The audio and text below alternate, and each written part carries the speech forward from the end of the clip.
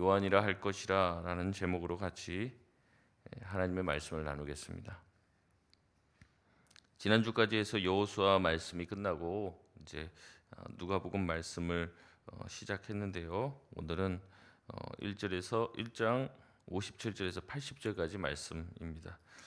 누가복음을 간단하게 말씀을 드리면 누가복음은 사도행전과 한 세트다라고 여러 번 말씀을 드렸습니다. 그래서 우리가 보통 신약에 가장 많은 분량을 기록한 사람이 누구냐라고 얘기하면 사도 바울이라고 생각하는 경우가 있는데 아니라고 제가 말씀드렸죠.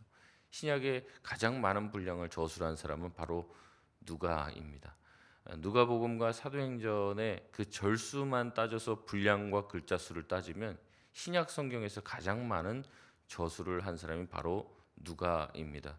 그래서 누가복음, 사도행전 이게 한 세트이고 한 사람 이 데오빌로라고 하는 이 고위 관료에게 누가가 예수님에 관해서 그리고 그 예수님이 사후에 또 사도들이 어떠한 일들을 했는지에 관해서 데오빌로에게 차례로 써서 보내드린 그 편지의 내용이다라고 이야기를 했습니다. 그래서 한번 기회가 되시면 이 1장 앞에 부분도 읽어보시면 되는데 예수님에 관한 이 일들에 대해서 붓을 든 사람들이 굉장히 많았는데 자기도 특별히 데오빌로 각하에게 이 글을 차례로 써서 보내드리는 것이 옳겠다 생각해서 보낸다, 쓴다 이렇게 말씀을 하고 있습니다. 특히 누가복음의 초반부는 예수님의 탄생과 함께 세례 요한의 출생을 같이 섞어서 교차하여 기록하고 있습니다. 예수님의 그 잉태됨, 그 다음에 세례 요한의 잉태와 출산 이것이 같이 엮여 들어가서 특별히 세례 요한이 예수님의 앞길을 예비하고 준비하는 그런 선지자로서의 역할을 보여주고 있죠. 오늘 우리가 읽은 본문은 특별히 예수님의 길을 준비하는 세례 요한의 출생 그리고 그 붙인 사가랴의 노래와 예언으로 이루어져 있습니다. 두 가지로 나눠져 있는데 우선 첫 번째 문단이 57절에서 66절로 세례 요한의 출생에 관한 내용입니다. 구약 역사에 보면은 이러한 내용들이 많이 있습니다. 불임이었던 사람이 기도를 통해서 임신하게 되고 자녀를 낳는 이야기입니다. 아브라함이 그런 이야기가 있었고요. 또 한나가 그런 이야기가 있었고 이와 유사하게 이제 아기를 가질 수 없는 상태였는데 아기를 낳게 되어진 일들은 몇 군데가 더 등장하기는 합니다.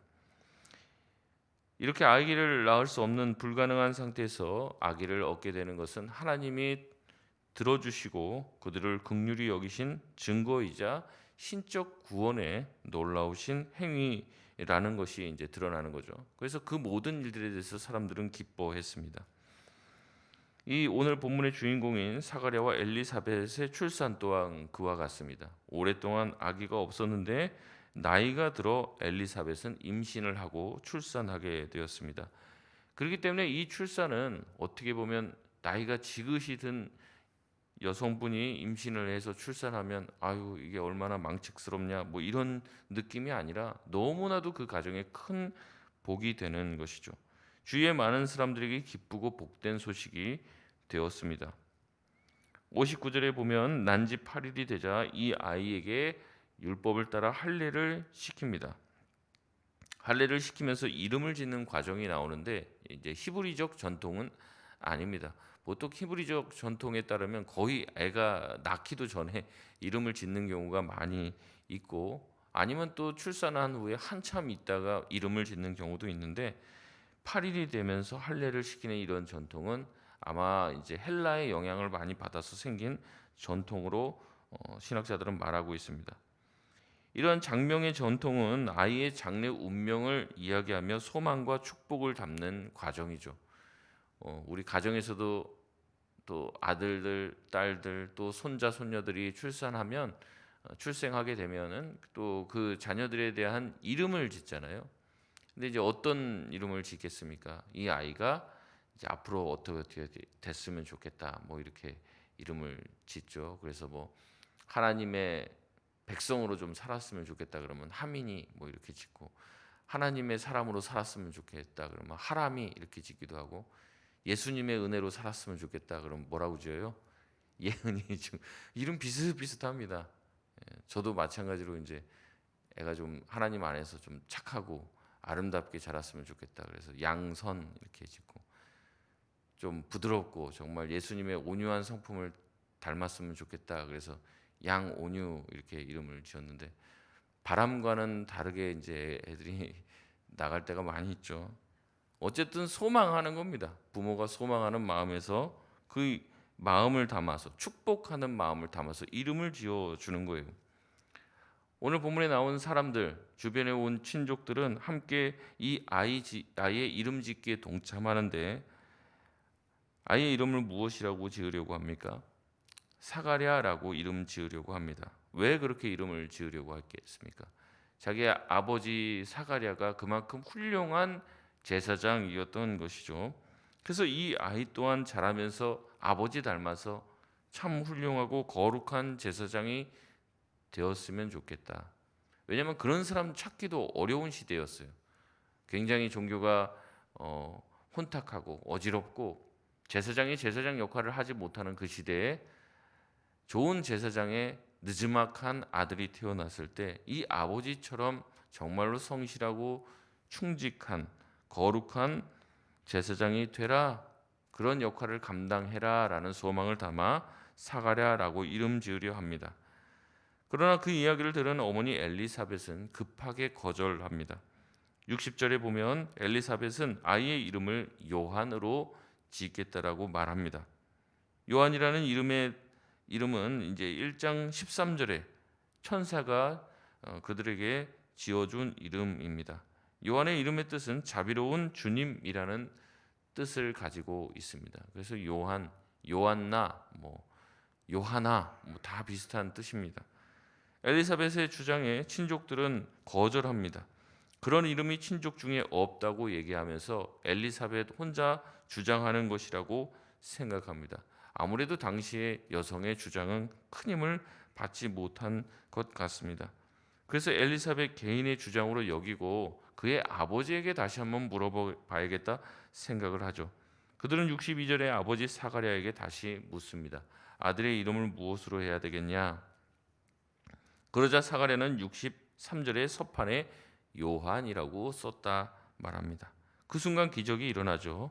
64절 말씀입니다. 우리 같이 한번 읽겠습니다. 시작. 이에 그 입이 곧 열리고 혀가 풀리며 말을 하여 하나님을 찬송하니. 아멘. 아들의 수태고지를 들은 이후부터 사가랴는 말을 하지 못하게 됐습니다.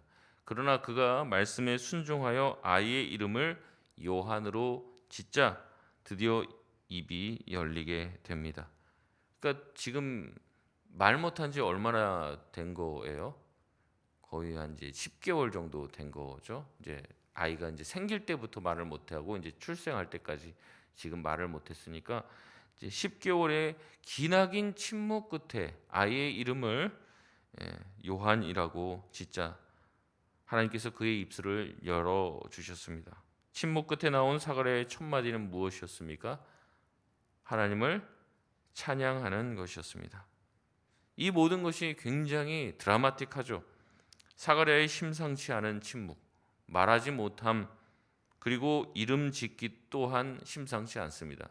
평소에 평범한 이름 짓기가 아니었습니다. 가족들 중에서 비슷한 이름을 따와서 바램을 담아 이름을 지었는데, 그게 아니라 전혀 그 가문에 있지도 않은 새로운 이름을 짓고, 그 이름을 짓자마자 오랜 침묵이 깨지고 사가랴의 입술이 열리며 하나님을 찬양하는 목소리가 들리기 시작했습니다.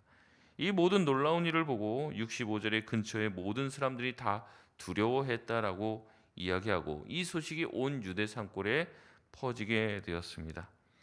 심상치 않은 탄생의 시작은 아이의 미래 또한 범상치 않을 것임을 짐작하게 합니다. 66절의 사람들은 이야기하기 시작했습니다. 이 아이가 장차 어찌 될까? 기대감 속에 이 아이가 하나님의 손이, 주님의 손이 그와 함께 하심을 확신하게 됐다. 이 태에서부터 뭔가 다르다는 거예요. 사가랴의 오랜 침묵 뒤에 아이의 탄생과 함께 위대한 일들이 겹겹이 찾아오게 된 것이죠. 전혀 예상하지 못했던 일들이 생긴 것입니다.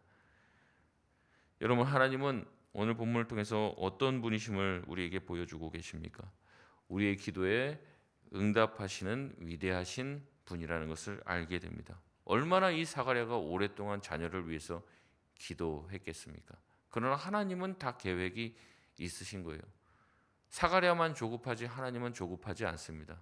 주시지 않을 생각이 있는 게 아니라 주시지만 그 시간과 타이밍이 우리의 생각과는 다른 것이죠. 아이를 갖게 되겠다 말씀하셨지만 그것을 믿지 못합니다. 그래서 그 입술이 다물어지지만 결국에 하나님께서 그 입술을 열어 하나님을 찬양하게 만드십니다. 그리고 아이의 출생과 이름 짓기를 통해 그 모든 것이 합력하여 선을 이루시는 것을 보게 하는 거죠. 우리 삶에서도 마찬가지입니다. 기도해도 하나님이 응답하지 않는 침묵이 오랫동안 이어지는 것처럼 느껴질 때가 있지만, 그렇다고 해서 하나님이 침묵한다고 해서 아무 일도 벌어지지 않는 것은 아닙니다. 하나님은 우리의 기도를 모른 척하지도 않고 일하지 않으시는 것도 아닙니다. 우리가 알지 못하고 있을 뿐이지 하나님은 일하고 계시고 하나님은 자신의 계획을 밀어붙이고 계십니다. 가장 적당한 때가 되면은 하나님은 우리 삶에 가장 좋은 것을 반드시 허락하시는 주님이심을 믿으시길 바랍니다. 두 번째 문단은 67절에서 80절까지의 말씀으로 사가랴의 예언이자 찬가입니다. 앞서 사가랴의 입이 열리자 첫 번째 한 말이 바로 하나님을 찬양하는 것이었습니다. 그리고 엘리사벳은 성령이 충만하여집니다. 이 마리아를 만나자마자 마리아의 뱃속에 있는 예수님에 대해서 막 예언하는 장면이 그 앞에 나와요. 마찬가지로 사가랴도 67절에 이렇게 하나님을 찬양하고 아이의 이름을 짓자 성령이 충만하게 그에게 임하게 됩니다. 그리고 예언하기를 시작하는 거죠. 노래하기를 시작합니다. 그래서 여러분 성경을 보시면은 그 부분이 이제 시로 돼 있다, 노래로 돼 있다 이렇게 표기가 되어 있을 겁니다. 사가랴는 이스라엘의 하나님께서 그의 백성을 돌보셨음을 찬양합니다. 그리고 이스라엘의 구원을 위해서 69절에 보면 다윗의 집, 다시 말해 다윗의 자손, 다윗의 혈통 가운데 자기 백성을 구원할 구원자를 보내주셨음을 찬양합니다. 바로 예수 그리스도시죠. 이는 이미 구약의 다른 선지자를 통해서 오시겠다 예언된 메시아입니다. 72절에 하나님은 이스라엘 백성들, 이스라엘의 조상들을 긍휼히 여기시고 그들을 향한 언약을 잊지 않으셔서 그 언약을 지키셔서 보내주시겠다고 하신 메시아를 보내신 것이죠. 그런데 이 언약은 누구와 맨 처음에 했던 언약이라고 말합니까? 73절에 보면 아브라함과 한 언약이라는 거예요. 여러분, 아브라함이 언제적 사람입니까? 정말 한참 전 사람이에요. 어떻게 보면 이스라엘 백성들조차도 잊어버렸을지도 모릅니다. 그런데 누구는 기억하고 계십니까? 하나님은 다 기억하고 계시는 거예요. 내가 아브라함에게 한 약속, 아브라함도 잊었어요. 그 백성도 자손도 다 잊어버렸습니다. 하지만 하나님은 기억하고 계시고 그 약속을 성취하겠다는 것이죠. 그래서 하나님께서는 자기 백성을 구원하시려고 아들 예수 그리스도를 이 땅에 보내주셨다는 말씀을 합니다. 그리고 그 구원자를 보내기 앞서 메시아의 길을 준비하는 자가 필요했습니다. 그래서 하나님은 예수님 앞서 누구를 보내십니까? 바로 요한을 보내시죠. 사가랴는 자신의 아들이 바로 이 일을 감당할 것을 직감합니다. 그리고 아들의 장래에 대해 예언합니다. 76절, 77절인데요. 우리 같이 한번 두 절을 읽겠습니다. 76절, 77절입니다. 시작. 이 아이여, 내가 지극히 높으신 이의 선지자라 일컬음을 받고 주 앞에 앞서가서 그 길을 준비하여 주의 백성에게 그 죄의 사함으로 말미암는 구원을 알게 하리니. 아멘. 요한은 앞으로 선지자라고 부름을 받을 것입니다. 그리고 주님의 길을 준비하는 사람이 될 것입니다. 그리고 백성들에게 죄 사함으로 말미암는 구원을 전하게 되는 것이죠. 여러분, 우리가 익히 알겠지만은 세례 요한이 광야에서 많은 사람들에게 외치는 소리가 되었다고 얘기합니다. 소리. 어떤 사람을 향해서 소리라고 말하는 게 참으로 어떻게 들릴지 모르겠지만은 그 사람의 인격은 사라진 것 같아요. 광야에서 외치는 소리. 회개하라, 천국이 가까이 왔다. 너희도 회개하지 않으면은 다 이 사람들과 같이 될 것이다 라고 얘기하면서 광야에서 회개를 외치며 물로 세례를 주어서 나중에 성령으로 세례 주실 예수 그리스도를 준비하는 사람들의 마음의 밭을 가는, 말씀이 좋은 마음의 밭에 떨어져야 결실하게 되잖아요. 사람들의 마음의 밭을 기경하고 예수 그리스도의 오실 그 길을 예비하는 귀한 하나님의 사역자로 쓰여지게 되는 것이죠. 그래서 예수님께서 세례 요한을 보고 뭐라고 하는 거예요? 여인이 낳은 자 중에 가장 큰 자다, 가장 위대한 자가 바로 세례 요한이다라는 칭송을 듣게 되는 것이죠. 이러한 구원의 사건은 78절에 보면 돋는 해같이, 또 79절에 어둠과 죽음의 그늘에 앉은 자들에게 비치는 희망의 빛이 될 것입니다. 아무 희망이 없는, 소망이 없는 것처럼 보이는 이스라엘 백성들에게 돋는 해와 같은 빛이 될 것이라는 거죠. 그리고 그리스도의 사역은 이스라엘을 평강의 길로 인도하게 될 것이라는 예언을 하게 됩니다. 우리 마지막 80절입니다. 우리 같이 읽겠습니다. 시작. 아이가 자라며 심령이 강하여지며 이스라엘에게 나타나는 날까지 빈들에 있으니라. 아멘. 요한의 성장과 함께 그의 심령이 함께 강하여짐을 이야기합니다. 그리스도의 등장까지 그는 광야에 머물러 있으니라라는 말씀을 통해 앞으로 광야에서 요한의 역할을 기대하게 만듭니다. 우리가 자라면서 심령이 강하여지고 믿음이 강하여져야 합니다. 우리 아이들이 그래야 하는 거죠. 몸만 크고 여전히 까불고 성숙하지 못하고 성품이 다듬어지지 못할 때 실망하게 됩니다. 그러나 몸이 자라는 만큼 심령이 강하여지고 믿음이 강하여지고 성숙하고 하나님의 말씀을 깨닫는 깊이가 달라지게 될 때 그의 몸만큼 그의 영혼도 성장하고 자라게 되는 것이죠. 그래서 아이들 신앙교육이 참 중요합니다. 예전처럼 완전 꼬마 때처럼 신앙생활 하는 게 나중에 성숙해지면서도 그 수준을 벗어나지 못하는 그런 수준이 되는 것을 만족해서는 안 됩니다. 아이가 자라가면서 공부도 더 하고 더 아이가 성숙해지는 그런 것처럼 신앙의 성숙이 이루어질 수 있도록 기도하고 아이들을 위해서 또 애써야 할 줄로 믿습니다. 말씀을 맺겠습니다. 오늘 말씀을 통해 하나님은 아브라함에게 하신 약속을 기억하고 성취하시는 하나님이심을 보여줍니다. 또한 불가능을 가능케 하시는 주님, 때가 되면 모든 것을 이루신 주님이라는 것을 말씀해 주는 거죠. 우리도 잃어버린 기도의 제목이 있죠. 그러나 하나님은 잊지 않으시고 우리의 기도를 들어주시고 성취하시는 분이십니다. 그러니 우리는 어떻게 합니까? 기도해야 하고 또 하나 기도한 것이 이루어질 줄을 믿고 잘 인내하며 기다려야 할 줄로 믿습니다. 하나님의 일하심을 신뢰하시길 바랍니다. 기도하되 끝까지 기도하고 포기하지 마시길 바랍니다. 하나님께서 반드시 돋는 해와 같이 우리에게 하나님의 놀라우신 빛의 은혜를 허락해 주셔서 어두운 가운데 있지 않고 밝은 빛으로 인도하여 주실 줄 믿습니다.